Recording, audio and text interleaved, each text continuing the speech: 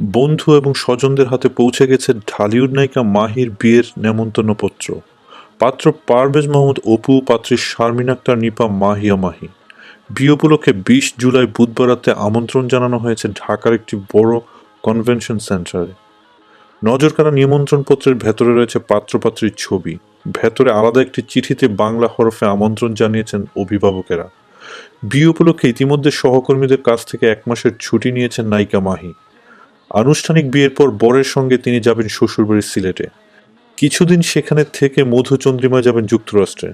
সংবাদ মাধ্যমকে জানিয়ে গত ২৫ মে বিয়ে করেন ঢালিউডের এই নায়িকা।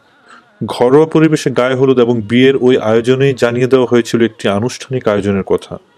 এবারে দুই পরিবারের যৌথ আয়োজনে ২০ জুলাই রাতে সম্পন্ন হবে সেই আনুষ্ঠানিকতা।